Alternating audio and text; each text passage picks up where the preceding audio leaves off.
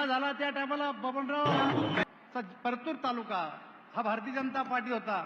परतूर तालुका हा परभणी जिल्ह्यात होता. आमच्या पुढे प्रश्न पडला की आता जिल्हा झाला पण परतूर आपल्यात नवीन आला, जायचं कोणाकडं, पार्टी वाढवायची कशी कोणालाच माहित नाही. आमची नियुक्ती झाली नारायणदास आंबटची आणि माझी. आम्ही परतूरला गेलो एसटीना. कोणाला विचारायचं पार्टी कार्यकर्ता कोण, पार्टीचा नेता कोण. आम्ही पेपर विकणाऱ्या टपरीला विचारलं आणि त्यांनी सांगितलं नारायणदादा पवार नावाचे एक कार्यकर्ते या ठिकाणी एकेकाळी जनसंघाचे नगरसेवक होते. आम्ही नारायणदादाला भेटलो. नारायणदादा म्हणले माझी वय झाली, तुम्ही पुरी साहेबाकडे जा. आणि पुरी साहेबांना सांगितलं की आम्ही गेलो, परिचय करून दिला. ते म्हणे कोण तुम्ही, म्हणलं आम्ही भाजपचे कार्यकर्ते. ते एकेकाळी जनसंघाचे नगराध्यक्ष झाले होते. पुरीला म्हणलं तुम्ही पार्टीचं काम करा परतूरमध्ये. आणि पुरी म्हणले मी काम करतो, तुझं नाव सांग. मी म्हणलं रावसाहेब. म्हणले माझ्या खात्यावर 1 लाख रुपये जमा करा, मी चांगल्या मनानं फिरू शकतो पार्टीचं काम करायला. जे माणसं एसटीचं तिकीट काढून आले त्यांच्यासाठी 1 लाख रुपये केवढे होते. आम्ही परत आलो, पार्टीचे कार्य चालवायला पैसे नाही. गोपीनाथराव मुंडे आणि प्रमोद महाजनांनी आम्हाला 40 रुपये देऊन जालन्याच्या पार्टीच्या कार्यालयाचं काम करायचं सांगितलं. मित्र आज आनंद आहे. त्या काळामध्ये ना राज्यात सरकार, ना केंद्रात सरकार, ना कोणी आमदार, ना कोणी खासदार, ना आम्ही आमदार होऊ ना आम्ही खासदार होऊ, पुढे सत्तेत जाऊ, कोणी मंत्री होतील याची आम्हाला शक्यता नव्हती. त्याही काळात आमच्या पूर्वजांनी या ठिकाणी भारतीय जनता पार्टी उभी केली. त्यांच्या खांद्यावर बसून आम्ही आज एवढी जनसंख्या पाहतो तुमच्या समोरची. मला दुसरी गोष्ट एक आठवती, दुसरी तेवढी सांगतो फक्त, की आम्ही आमदार झालो. गोपीनाथराव प्रमोदजी यांनी एक बैठक बोलली हॉटेल रिट्जला आमदार निवासजवळ. कशाला बोलवली माहित नाही, आम्ही आमदार होतो. आणि गोपीनाथरावनी उठून भाषण केल्यानंतर प्रमोदजी बोलले की तुम्हाला मी आज का बोलवलं. ते म्हणले मला आज अति आनंद झाला. काय आनंद झाला की भारतीय जनता पक्षाला 2 लाल दिव्याच्या गाड्या भेटल्या. एक भेटली नासर फरंदेला, दुसरी भेटली सूर्यभानजी वाढणेला. मी फक्त तुम्हाला जेवायला बोलवलं. मी जेव्हा राजकारण करायला लागलो, मी आणि गोपीनाथराव, आम्हाला वाटलं नव्हतं की कधी भारतीय जनता पार्टीला 1 लाल दिव्याची गाडी भेटन. आज मला आनंद आहे. आणि प्रमोदजी त्या दिवशी त्यांच्या डोळ्यातून अश्रू आले की मी काम करतो, काही ना काही माझं सार्थक झालं. आज तुमच्या डोळ्यात देखत ज्या भाजपला 2 लाल दिव्या होत्या, लाल गाड्या होत्या, त्या भारतीय जनता पार्टीचं केंद्रात सरकार आहे, त्या भारतीय जनता पार्टीचं राज्यात सरकार आहे, 22 राज्यात सत्ता आहे, राष्ट्रपती आपला आहे, लोकसभेचा अध्यक्ष आपला आहे. कधी कधी आमची टिंगलटावळी केली. अटल बिहारी वाजपेयी पहिल्यांदा भारतीय जनता पार्टीचे अध्यक्ष झाले रेक्लेमॅक्स मैदानावर बांद्र्याला, त्याचा साक्षीदार मी आहे. त्या टायमाला अटलजीची घोषणा दिली कार्यकर्त्यांनी की प्रधानमंत्री की अगली बारी अटल बिहारी. काँग्रेसवाल्यांनी टिंगलटावळी केली, आमची विधानसभेत केली, लोकसभेत केली. पण त्या काळातल्या आडवाणी अटलजी, मुरली मनोहर जोशी यांनी पार्टी उभी केली. आणि एकदा नाही, दोनदा नाही, 3दा अटल बिहारी वाजपेयी या देशाचे प्रधानमंत्री झाले. आणि ज्या वेळेस त्यांची अंत्ययात्रा निघाली तेव्हा देशाचा प्रधानमंत्री 7 किलोमीटर आणि 16 राज्याचे मुख्यमंत्री पायी चालत अटल बिहारी वाजपेयी पुढे गेले. ही केवळ आणि केवळ भारतीय जनता पक्षाच्या कार्यकर्त्याची ताकद आहे. आणि म्हणून मित्र, पार्टी कुठं होती आणि तुमच्या सगळ्यांच्या संघटनेच्या बळावर आज पार्टी कुठे गेली याचा सगळ्यात जास्त आनंद जर असेल तर आम्ही वर बसलेल्या कार्यकर्त्याला आहे. यांच्याकडे जर बघितलं तर हेही सुद्धा जुन्याच पार्टीच्या कामातून आले. आणि हे पार्टीचं कार्यालय या ठिकाणी उघडणार आहे, या ठिकाणी एक भव्य कार्यालय होणार आहे, या ठिकाणाहून जनहिताचे कार्यक्रम होणार आहे. विकासाच्या बाबतीत बबनराव बोलले, कर्जमाफीच्या बाबतीत बबनराव बोलले, नारायणराव बोलून टाकले. मला असं वाटतं की कार्यालयाच्या निमित्तानं पार्टीच्या कार्यकर्त्याची आणि कार्यालयाची आपण एकदा सगळ्यांना आठवण करून दिली पाहिजे. आणि म्हणून मी आपल्याला सगळ्यांना सांगतो की आपण पार्टीचे कार्यकर्ते आहेत. कार्यकर्ता म्हणून आपण पुढच्या पिढीला संदेश दिला पाहिजे की कुठं होती भारतीय जनता पार्टी, आज कुठं आहे. आणि पुढच्या काळामध्ये आटके पार झेंडा या भारतीय जनता पार्टीचा लावायचा आहे, असा संदेश आपल्या पुढच्या पिढीला पास करायचा आहे. एवढीच मी आपल्या आग्रहाची विनंती करतो आणि माझे 2 शब्द संपवतो. धन्यवाद दादा. या ठिकाणी मागे बंधू भगिनींनी विनंती आहे की आपण आपल्या जागेवर बसून घ्यावं. ज्यांच्या नेतृत्वात संघटनेला शिस्त, कार्यकर्त्यांना दिशा आणि प्रत्येक पदाधिकाऱ्याला नवी ऊर्जा मिळते, असे महाराष्ट्र भाजपाचे कणखर संघटनात्मक नेतृत्व माननीय प्रदेशाध्यक्ष श्री रवींद्रजी दादा चव्हाण यांना अध्यक्ष मनोगतासाठी मी नम्र विनंती करतो. सर्वांना विनंती आहे, सर्वांनी दोन्ही हात उंच करून आपण सर्वांनी घोषणा द्यायच्या आहेत. बोला भारत माता की, भारत माता की, वंदे वंदे भारतीय जनता पार्टीचा. आजच्या या जालना जिल्ह्याच्या या कार्यालयाच्या भूमिपूजनासाठी उपस्थित आदरणीय आपले सर्वांचे नेते देवाभाऊ, सन्माननीय व्यासपीठ, माझ्या समोर उपस्थित सर्व भारतीय जनता पार्टीचे कार्यकर्ते, पदाधिकारी आणि मोठ्या संख्येने उपस्थित सर्व पत्रकार बंधू भगिनी, खरं तर आज भारतीय जनता पार्टीचा प्रदेशाचा अध्यक्ष म्हणून मला अत्यंत आनंद आहे की देशाचे पंतप्रधान नरेंद्र मोदीजी यांच्या नेतृत्वामध्ये आणि आमचे सर्वांचे नेते आदरणीय अमित भाई यांच्या ते जेव्हा अध्यक्ष होते तेव्हा त्यांनी संपूर्ण देशभरामधील असणाऱ्या भारतीय जनता पार्टीच्या संघटनेला अशी विनंती केली की आपल्याला सर्वांना आपली कार्यालय ही त्या त्या जिल्ह्यांमध्ये निर्माण करणं हे अत्यंत गरजेचं आहे. पार्टीचा कार्यकर्ता, पार्टीचा पदाधिकारी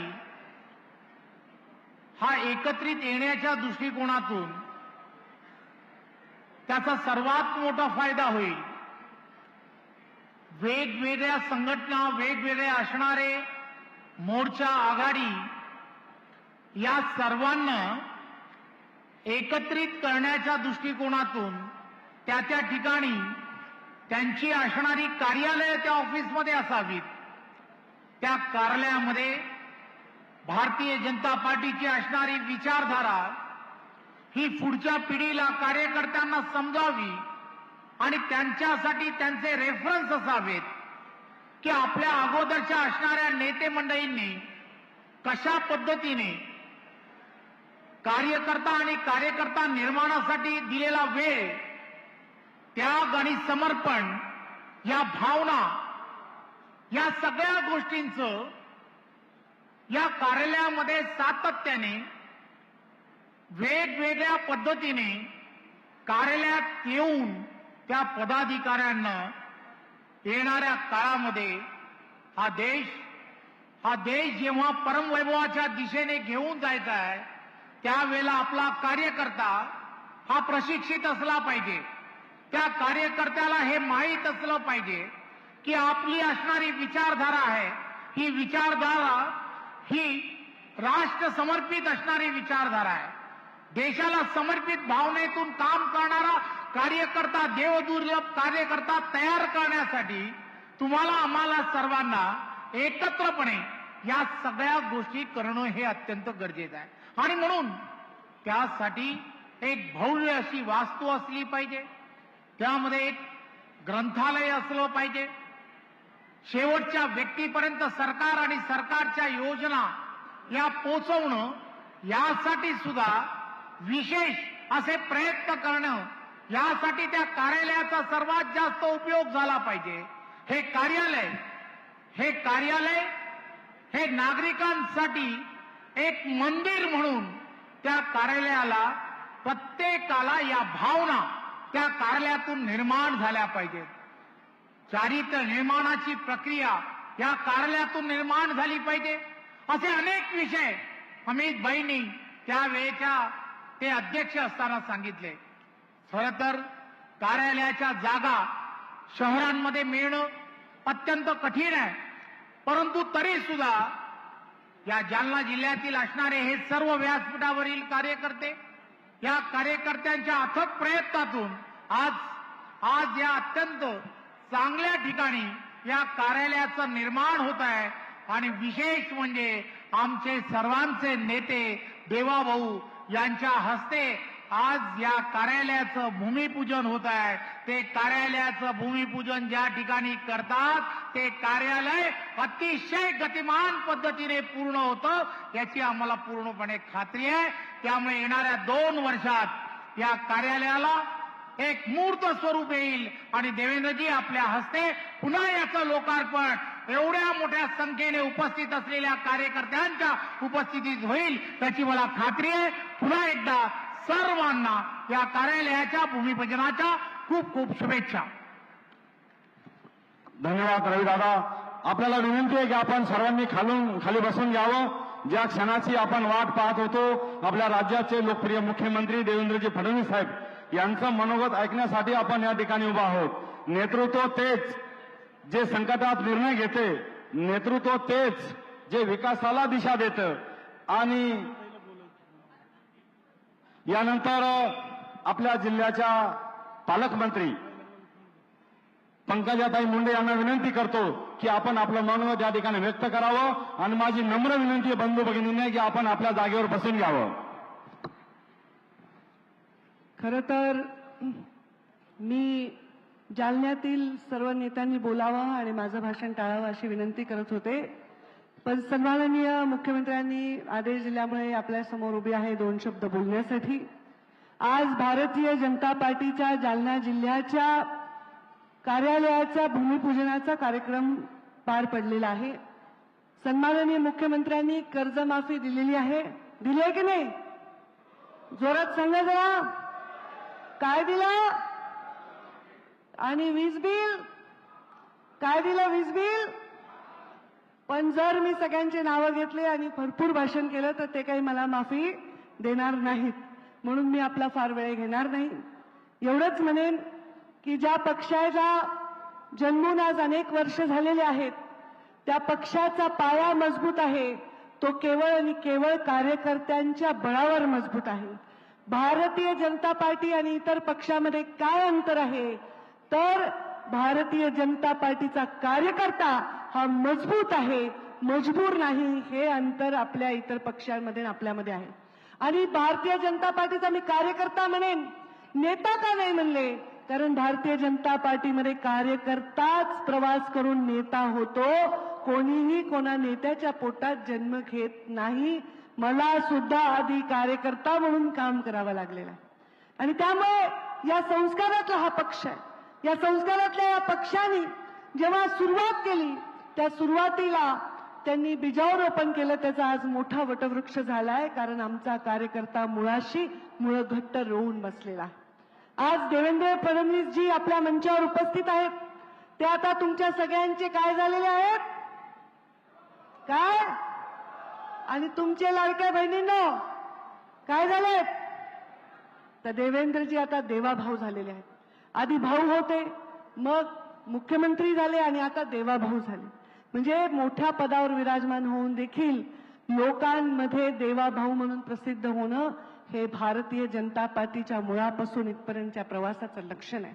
एक सामान्य बूथच्या कार्यकर्त्यापासून ते या एक नगरपालिकापासून ते आमदारपासून ते एक अभ्यासू आमदारपासून ते एक मुख्यमंत्रीपर्यंत त्यांचा प्रवास हे एक चांगला कार्यकर्ता होण्याचं लक्षण आहे.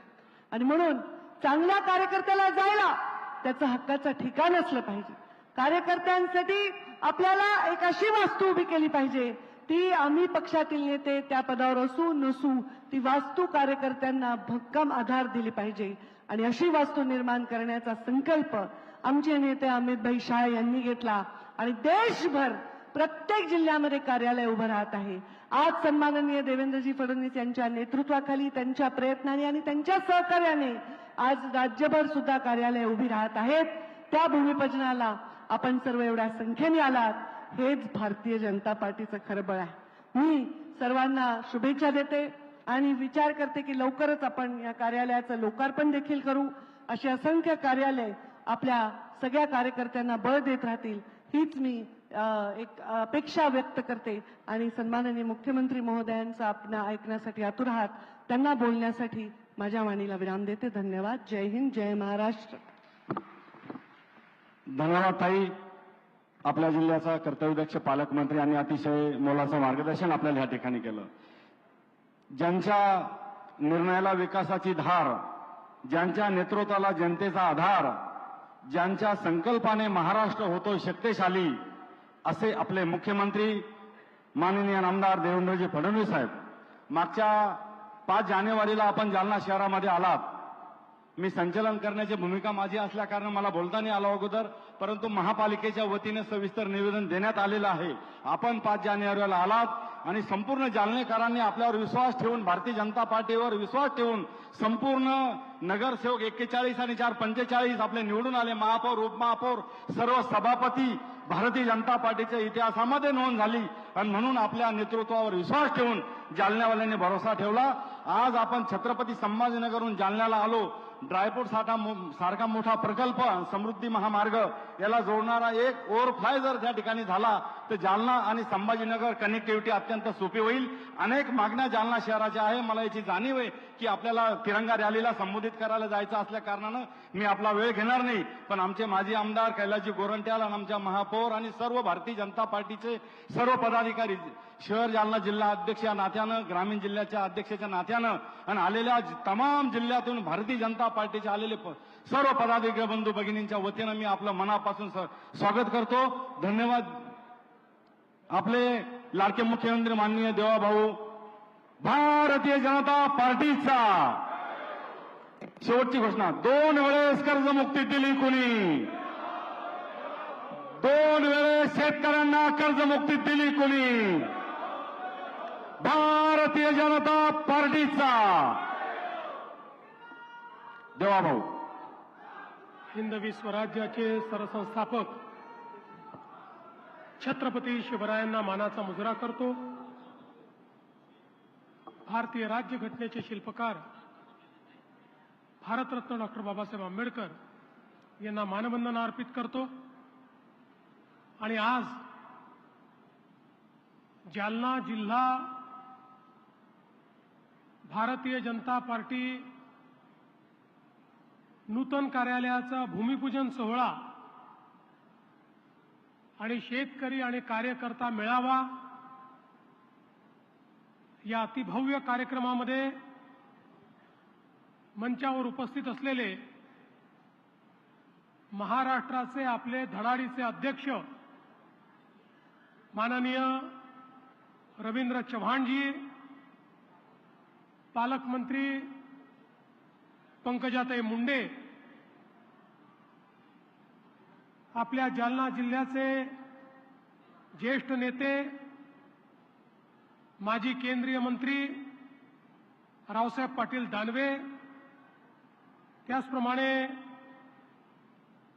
माजी पालकमंत्री बबनरावजी लोणीकर, मंत्रिमंडळातील आमचे सहकारी संजय सावकारेजी, संजय कुटेजी, अजित गोपछडेजी, रामराव वडकुतेजी, आपले जिल्ह्याचे अध्यक्ष नारायणभाऊ कुचे, संतोष पाटील दानवे, अरुणजी लखानी, सुनीलजी राणे, लक्ष्मण सावजी, कैलास गोरंट्याल, विलास बापू खरात, नितीन काळे, राहुल लोणीकर, भास्कर आबा दानवे, वंदनाताई मगरे, राजेशजी राऊत, अशोकजी पांगारकर, सतीश घाडगेजी, देवीदास कुचेजी, घनश्यामजी गोयल, रामेश्वर पाटील भांदरगे, बद्रीनाथ पठाळे, मनोज पांगारकर, मंचावरील सर्व मान्यवर आणि या ठिकाणी उपस्थित सर्व माझ्या माता भगिनी आणि बंधूंनो, आजचा दिवस आपल्या सर्वांकरता अतिशय आनंदाचा दिवस आहे. ज्यावेळी एखादा व्यक्ती आपलं घर बांधतो आणि आपल्या घराचा पायवा ठेवतो, त्यावेळी कुटुंबाला जो आनंद होतो तोच आनंद आज जालना जिल्ह्यामध्ये भारतीय जनता पार्टीच्या या बृहत कुटुंबाचं घर म्हणजे भाजप कार्यालय त्याचा पायवा आपण ठेवलेला आहे आणि आपलं नवीन घर जालना जिल्ह्यामध्ये तयार होत आहे. कार्यकर्त्यांची हक्काची जागा, कार्यकर्त्यांचं हक्काचं घर हे जालना जिल्ह्यामध्ये भारतीय जनता पक्षाच्या वतीनं तयार होत आहे. आणि म्हणून मी आपले जिल्ह्याचे अध्यक्ष नारायण कुचेजी, आपले महानगराचे अध्यक्ष भास्कर दानवेजी यांच्यासहित तमाम कार्यकर्ते आणि आपले ज्येष्ठ नेते रावसाहेब पाटील, बबनरावजी, सर्व आमदार या सगळ्यांचं अतिशय मनापासून अभिनंदन करतो. हा अतिशय चांगला भूखंड त्या ठिकाणी पक्षाकरता त्यांनी निवडला, तो विकत घेतला, त्याच्यावर प्लॅन तयार केला आणि मला विश्वास आहे की लवकरच एक उत्तम कार्यालय या ठिकाणी आपण तयार करू. आणि जसं माननीय अध्यक्ष रवींद्र चव्हाणजींनी सांगितलं, हे कार्यालय सामान्यांचं हक्काचं ठिकाण असेल. अडला नडला ज्याचं काम आहे, ज्याला प्रश्न आहेत, ज्याला मदत हवी आहे, असा कुठलाही व्यक्ती भाजप जालना जिल्ह्याच्या कार्यालयात आला तर त्याला त्या ठिकाणी आसरा मिळेल, त्या ठिकाणी मदत मिळेल आणि त्याचं कार्य पूर्ण करण्याचा प्रयत्न हा भारतीय जनता पक्षाचे कार्यकर्ते करतील. आज बंधू भगिनींनो, भाजप देशातला सगळ्यात मोठा पक्ष आहे. मोदीजींच्या नेतृत्वात गेल्या 12 वर्षामध्ये या भारताला एक मोठी महाशक्ती बनवण्याकडे आपली वाट अग्रसर झाली आहे. जगातली 4थी मोठी अर्थव्यवस्था मोदीजींच्या नेतृत्वात आपला देश झालाय. गेल्या 10-12 वर्षामध्ये 25 कोटी लोकांना मोदीजींच्या माध्यमातनं गरिबीतनं बाहेर काढण्याचं काम या ठिकाणी करण्यात आलं. दीन, दलित, गोर, गरीब, आदिवासी, शेतकरी, शेतमजूर, महिला सगळ्यांच्या जीवनामध्ये गुणात्मक परिवर्तन करण्याचं काम हे मोदीजींनी केलं. हायवे, उडानपुलं, रेल्वे, वेगवेगळ्या प्रकारचं इन्फ्रास्ट्रक्चर बांधून आज मोठं वेगवान अशा प्रकारचं जीवन हे मोदीजींच्या नेतृत्वात आपल्याला जगायला मिळत आहे. मोठ्या प्रमाणात औद्योगिकीकरण चाललंय, उद्योग येत आहेत. त्यामुळे आमच्या तरुणाईच्या हाताला काम मिळण्याकरता आज नवीन माध्यम सुरू झालेलं आहे. शिक्षणाची नवीन दालनं उघडतायत. एक प्रगतिशील देश म्हणून 2014 पूर्वी ज्या देशाला जगामध्ये एक अतिशय अविकसित देश म्हणून, अतिशय धीम्या गतीनं विकासाकडे जाणारा देश म्हणून ओळखलं जात होतं, आज तोच देश जगाच्या पाठीवर सर्वात वेगाने विकसित होणारा देश म्हणून ओळखला जातो. हे मोदीजींनी करून दाखवलं. महाराष्ट्रामध्येही तुमच्या सर्वांच्या आशीर्वादामुळे आपलं सरकार स्थापन झालं आणि महाराष्ट्रात या सरकारच्या माध्यमातनं सामान्य माणसाच्या जीवनामध्ये परिवर्तन करणारी कामं आपण सुरू केली. आमच्या शेतकऱ्यांना मोदीजींनी 6,000 रुपये देणं सुरू केलं, तर महाराष्ट्र सरकारने निर्णय केला आणि त्याच्यासोबत 6,000 रुपये महाराष्ट्र सरकारने देखील नमो शेतकरी सन्मान योजनेतनं देण्याचा निर्णय केला. आमच्या शेतकऱ्यांना मोफत वीज देण्याचा निर्णय आम्ही केला आणि जुन्या सरकारसारखं नाही. काँग्रेसच्या काळातही मोफत वीज एकदा दिली होती. निवडणुकीच्या 1 महिना आधी मोफत विजेचे बिलं पाठवले आणि निवडणूक झाल्याबरोबर मोफत विजेचा निर्णय परत घेतला आणि जुन्या बिलांसहित सगळी वसुली ही शेतकऱ्यांकडनं केली. त्यांच्यासारखी लबाडी करणारे लोक आम्ही नाही. शेतकऱ्यांना मोफत विजेचा केवळ आश्वासन नाही, मोफत वीज आम्ही दिली. आणि जोपर्यंत भाजप, शिवसेना, राष्ट्रवादी महायुतीचं सरकार आहे, आमच्या शेतकऱ्यांना मोफत वीज मिळतच राहील, हा आमचा निर्धार आहे. एक अजून निर्धार आम्ही व्यक्त केला होता. शेतकऱ्यांना दररोज दिवसा 12 तास वीज मिळाली पाहिजे, हा आमचा निर्धार होता. या निर्धाराकडे वाटचाल चालू झाली. आता महाराष्ट्रामध्ये 76% शेतकऱ्यांना आम्ही दिवसा वीज देणं सुरू केलंय. आता 8 तास देतोय. लवकरच 100%ला पोचू. 8 तासाचे 10 तास करू आणि त्यानंतर 12 तास करू. पण आज 76%.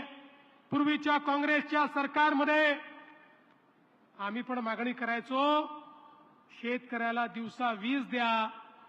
तर आम्हाला विधानसभेत उत्तर मिळायचं, आपलं इन्फ्रास्ट्रक्चरच याकरता तयार नाही. शेतकऱ्यांना रोज सकाळी वीज दिवसाच देता येत नाही. अर्धे दिवस दिवसा आणि अर्धे दिवस रात्री. पण आपण सौर कृषी वाहिनी योजना राबवली आणि आज 76% शेतकरी दिवसा 12ही महिने वीज घेतायत. लवकरच 100% शेतकऱ्यांना वीज देऊ आणि मग 8 वरनं 12 तासावर देखील आम्ही पोहोचू. आणि एवढंच नाही, आम्ही मोफत वीज दिल्यानंतर काही पोपट हे विचारायला लागले, विधानसभेत बोलायला लागले, आता तर मोफत वीज देताय पण जुनी थकबाकी आहे, आमच्या शेतकऱ्याच्या डोक्यावर तलवार आहे, कधीतरी जुने बिलं पाठवाल आणि शेतकऱ्यांकडनं वसुली कराल. मला सांगताना आनंद वाटतो की या तुम्ही निवडून दिलेल्या सरकारची हिंमत बघा. आम्ही निर्णय केला, शेतकऱ्यांचे जवळजवळ 55,000 कोटी रुपयाचे थकीत बिलं हे कायमचे माफ करतो आणि शेतकऱ्यांना लवकरच ही प्रक्रिया पूर्ण करून नो ड्यूजचे पत्र आम्ही देणार. उद्या कोणाचंही सरकार आलं तरी शेतकऱ्याकडनं हे 55,000 कोटी रुपये ते वसूल करू शकणार नाहीत. अशा पद्धतीचा निर्णय आपल्या सरकारने या ठिकाणी घेतलाय.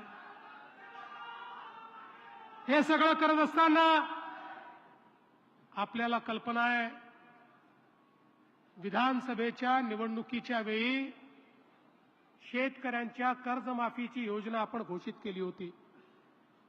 बंधू भगिनींनो, ही योजना घोषित केली, आपल्याला भरभरून लोकांनी निवडून दिलं, शेतकरी, गावकरी सगळ्यांनी मतं दिली.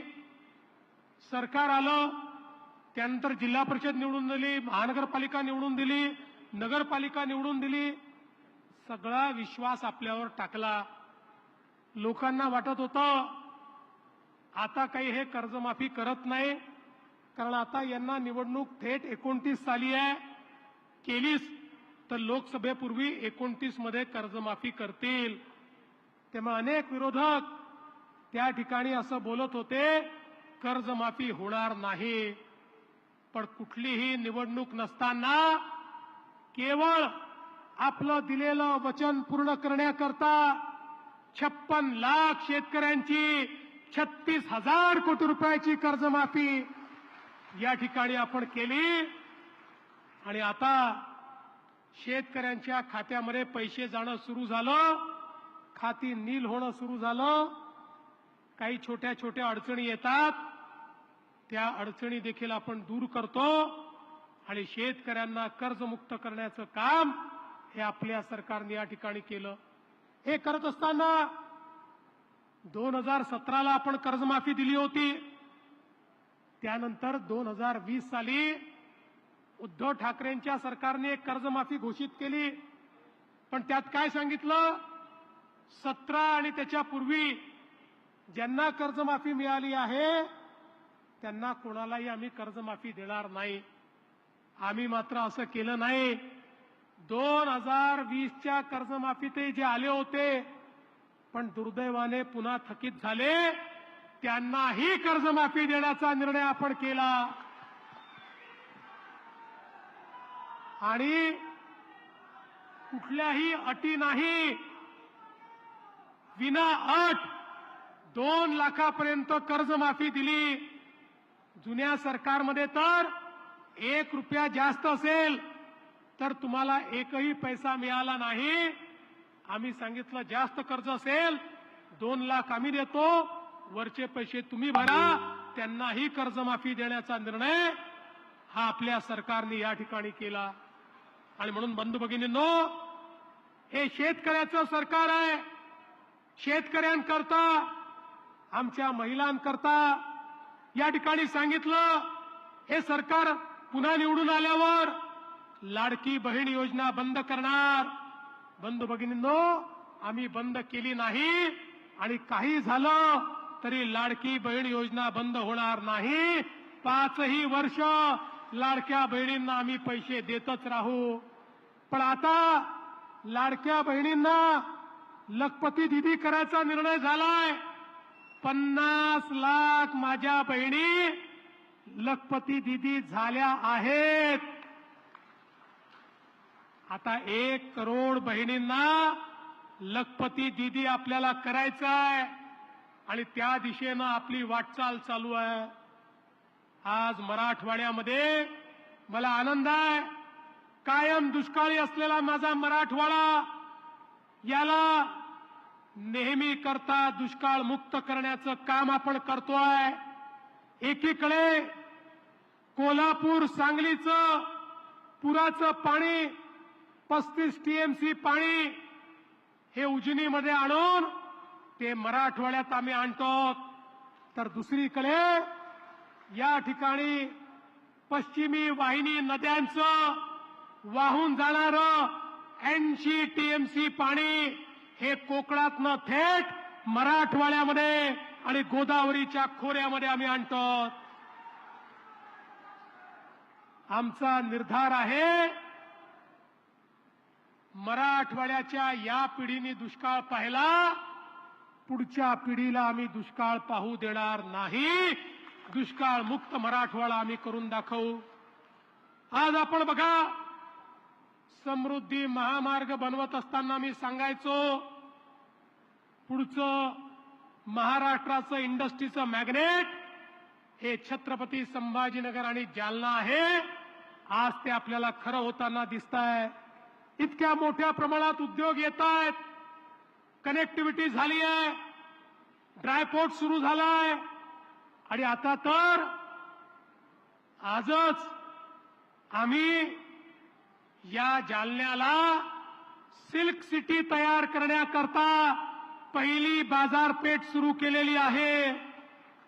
आता जालन्याची ओळख SSS नी होणार आहे. SSS, स्टील, सीड आणि silk. Steel city, seed city आणि सिल्क सिटी जालना, अशा पद्धतीनं या जालन्याची ओळख होणार आहे. आणि पुढच्या काळामध्ये मोठ्या प्रमाणात याच्या विकासाचा आराखडा आपण तयार केला आहे. मागच्याही काळात रावसाहेब पाटील दानवे असतील, बबनरावजी असतील, आपले आमदार असतील, नारायण कुचेंसारखे, संतोष दानवेंसारखे आपले आमदार असतील, या सगळ्यांच्या श्रमांमुळे हा जिल्हा विकासाकडे अग्रसर झाला. आणि आता आपल्या पालकमंत्र्यांच्या नेतृत्वात पुन्हा एकदा जालना जिल्ह्याच्या विकासाची वाटचाल सुरू झाली आहे. मी तुम्हाला केवळ एवढंच सांगण्याकरता आलो आहे, हा जिल्हा भाजपवर प्रेम करणारा जिल्हा आहे. रावसाहेबांनी सांगितलं, ज्या काळामध्ये लोकप्रतिनिधी नसायचे त्याही काळात लोकप्रतिनिधी निवडून देणारा हा जिल्हा आहे. आम्हाला नगरपालिका असो, महानगरपालिका असो, जिल्हा परिषद असो, प्रत्येक वेळी यश आणि आशीर्वाद देणारा हा जिल्हा आहे. आणि म्हणून आपल्या सर्वांच्या साक्षीनं या सर्व मंचावरील आमच्या नेते मंडळींना सांगतो, जालना जिल्ह्याच्या विकासामध्ये कोणतीही कमतरता आम्ही येऊ देणार नाही. या जिल्ह्याला भक्कम विकासाचं इंजिन म्हणून इथल्या तरुणाईच्या हाताला काम देण्याकरता या ठिकाणी वेगवेगळ्या योजना राबवत एक महत्वपूर्ण जिल्हा म्हणून जालन्याला प्रस्थापित करू, हा विश्वास आपल्याला मी देतो. आणि आता पुढे छत्रपती संभाजीनगरला तिरंगा यात्रेकरता जायचंय. मगापासून मेसेज येत आहेत, 25-30 हजार तरुणाई त्या ठिकाणी थांबलेली आहे. त्यामुळे उद्याच्या स्वातंत्र्य दिनाच्या आपल्या सर्वांना शुभेच्छा देतो. आणि आपण या ठिकाणी जे स्वागत केलं, सत्कार केला, आमच्या शेतकऱ्यांनी जे आशीर्वाद दिले, ते आशीर्वाद आपल्या उराशी घेऊन आपली रजा घेतो. धन्यवाद. जय हिंद, जय महाराष्ट्र. यानंतर धन्यवाद देवाभाऊ.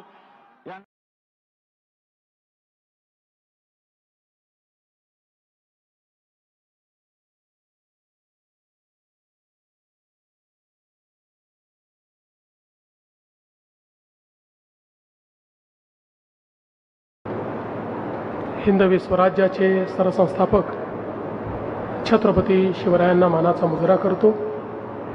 भारतीय राज्यघटनेचे शिल्पकार भारतरत्न डॉक्टर बाबासाहेब आंबेडकर यांना मानवंदना अर्पित करतो. आज जालना रेशीमकोष बाजारपेठ लोकार्पण सोहळा, अंबड पोलीस स्टेशन लोकार्पण सोहळा आणि 7 प्राथमिक आरोग्य केंद्रांचा लोकार्पण सोहळा या कार्यक्रमामध्ये मंचावर उपस्थित असलेल्या आपल्या जिल्ह्याच्या पालकमंत्री आणि राज्याच्या पर्यावरण मंत्री माननीय पंकजाताई मुंडे, आपल्या वस्त्रोद्योग विभागाचे मंत्री माननीय संजय सावकारेजी, मंचावर उपस्थित माननीय आमदार बबनरावजी लोणीकर, अरुणजी खोतकर, संतोषजी दानवे, नारायणजी कुचे, हिकमतजी उडान, माननीय खासदार कल्याणराव काळे, आमचे मित्र राजेशजी टोपे, श्री अरविंदजी चव्हाण, वंदनाताई मगरे, विलास बापू खरात, अप्पर मुख्य सचिव श्रीमती शैला, विभागीय आयुक्त जी श्रीकांत, जिल्हाधिकारी अशिमा मित्तल, IG वीरेंद्र मिश्रा, श्रीमती अंजली शर्मा, त्याचप्रमाणे तेगबीर संधू, आपले ZP CO कनवारिया, मंचावर उपस्थित सर्व मान्यवर, या ठिकाणी उपस्थित सर्व शेतकरी, व्यापारी आणि विशेषतः रेशमाचं सुंदर अशा कापडामध्ये रूपांतर करणाऱ्या आमच्या सर्व भगिनी आणि उपस्थित बंधूंनो, आज अतिशय आनंदाची गोष्ट आहे की जालना रेशीम कोष बाजारपेठ एक अतिशय चांगली संकल्पना, या संकल्पनेचं आपण लोकार्पण केलं आहे. या निमित्ताने या संकल्पनेची सुरुवात करणारे आमचे अर्जुनराव खोतकर आणि बबनराव लोणीकर या दोघांचंही मनापासून अभिनंदन करतो. आणि त्याचसोबत याला पूर्णत्वास नेणारे आपले वस्त्रोद्योग मंत्री संजयजी सावकारे, आपले पालकमंत्री पंकजाताई मुंडे, वस्त्रोद्योग विभागाचे सर्व अधिकारी, जिल्हाधिकारी या सर्वांचं आणि सर्व लोकप्रतिनिधींचं अतिशय मनापासून अभिनंदन करतो की एक महत्त्वाचं दालन, एक महत्त्वाची बाजारपेठ आज जालन्याला या ठिकाणी उपलब्ध झाली. मगाशी जिल्हाधिकाऱ्यांनी सादरीकरण केलं आणि त्यांनी सांगितलं की जालन्याला सिल्क सिटी आपल्याला करायची आहे. खरं म्हणजे आता जालना ही SSS सिटी झाली आहे. सिल्क, सीड आणि स्टील अशी SSS सिटी म्हणून आता जालन्याची ओळख आहे. आणि विशेषतः सिल्कच्या माध्यमातून खूप मोठ्या प्रमाणात एक अर्थव्यवस्था या ठिकाणी उदयास येते हे पाहून मला अतिशय आनंद आहे. आपल्याला कल्पना आहे की गेले अनेक वर्ष आपण कॅश क्रॉप म्हणून कापूस आणि सोयाबीन या 2 पिकांवर अडकलो आहोत. खरं तर देशामध्ये उत्पादकतेतही कापूस आणि सोयाबीनमध्ये जेवढी उत्पादकता मिळवली पाहिजे तेवढी अद्याप आपण मिळवू शकलेलो नाही. तो प्रयत्न आपला चालला आहे. पण जोपर्यंत आमच्या शेतकऱ्यांना पर्यायी पीक पद्धती आपण देत नाही, पर्यायी कॅश क्रॉप आपण देत नाही, तोपर्यंत आपण कापूस आणि सोयाबीनच्या भोवतीची अर्थव्यवस्था ही फार काही बदलू शकत नाही. आणि मला असं वाटतं की तुतीचा पर्याय, सिल्कचा पर्याय हा अतिशय उत्तम पर्याय आहे की ज्या माध्यमातून अगदी अल्पभूधारक शेतकरी देखील, जसा ऊसाचा शेतकरी चांगला पैसा कमवतो त्याहीपेक्षा जास्त पैसा याच्यामध्ये कमवण्याची संधी ही आमच्या शेतकऱ्याला या ठिकाणी आहे. पण सगळ्यात महत्त्वाचं यात काय असतं, याची व्हॅल्यू चेन डेव्हलप होणं. बाजारपेठ आणि बाजारपेठेनंतर कपड्यापर्यंतची व्हॅल्यू चेन तयार होणं हे सगळ्यात महत्त्वाचं असतं. आज ही बाजारपेठ या ठिकाणी झाली. पहिला लिलाव तर फारच छान झाला. मी टोपे साहेबांना सहज विचारत होतो, मी म्हटलं साधारणपणे काय दर असायला पाहिजे. ते म्हणाले साधारण 700 असतो. आज अर्जुनराव तुम्ही असा जोर लावला, रोजच तुम्ही येत जा आता इथे आणि सगळ्यांना सांगत जा. आज जसं 760वर पोचवलं 960वर, तसं रोज येऊन इथे जेव्हा लिलाव होईल त्यावेळी सगळ्या प्रतिनिधींनी उभं राहून सगळ्यांना पंप करायचं आणि जास्तीत जास्त भाव कसा देता येईल हा प्रयत्न आपल्याला निश्चितपणे या ठिकाणी केला पाहिजे. पण त्याचसोबत ही संपूर्ण व्हॅल्यू चेन ही तयार करण्याच्या संदर्भात आता या ठिकाणी वेगवेगळे प्रयोग आपण बघितले. चौकी देण्याच्या संदर्भातला विषय असेल, वेगवेगळ्या पद्धतीनं त्याच्यावर जी प्रक्रिया करावी लागते त्या प्रक्रियेकरता ड्राईंग असेल, या सगळ्या गोष्टीची जी व्हॅल्यू चेन ही आपण या ठिकाणी तयार करतो. आणि आमच्या काही भगिनी साडी विणत होत्या अतिशय सुंदर, आणि त्यांना आम्ही विचारलं तर त्या म्हणाल्या दिवसाला एक आम्ही विणू शकतो. पण त्यांनी एक अजून गोष्ट सांगितली ज्याकडे पंकजाताई आपल्याला लक्ष द्यायला लागेल. त्यांनी सांगितलं आमच्या घरीच आम्हाला लूम द्या, तर आम्ही जास्तीत जास्त साड्या या ठिकाणी तयार करू शकू. आपण नाशिक आणि पैठण या ठिकाणी, येवला या सगळ्या भागामध्ये आपण बघितलं की इतके सुंदर पैठणीचे क्लस्टर तयार झाले. आणि म्हणून पंकजाताईंच्या डोक्यात होतं की पैठणला पैठणी, तर इथे काहीतरी वेगळं झालं पाहिजे. म्हणून आता त्यांनी 5-6 ब्रँड तयार केले आहेत. आता सगळ्यांनी मिळून त्याचा निर्णय करायचा आहे. पण मी निश्चितपणे सांगतो, मी इतके वर्ष पंकजाताईंना ओळखतो, त्यांना फार चांगला सेन्स यातला आहे. त्यामुळे त्यांनी जर तो ब्रँड निवडला तर तो निश्चित यशस्वी होईल याबद्दल माझ्या मनामध्ये काही शंका नाही. त्यामुळे जालन्याचा एक नवा ब्रँड हा आपल्याला या ठिकाणी निमित्ताने तयार करता येईल. आता आपल्याला माहिती आहे की जालन्याचा ड्रायपोर्ट देखील सुरू झाला आहे. आता पुन्हा रिव्हर्सल सुरू करायचं आहे.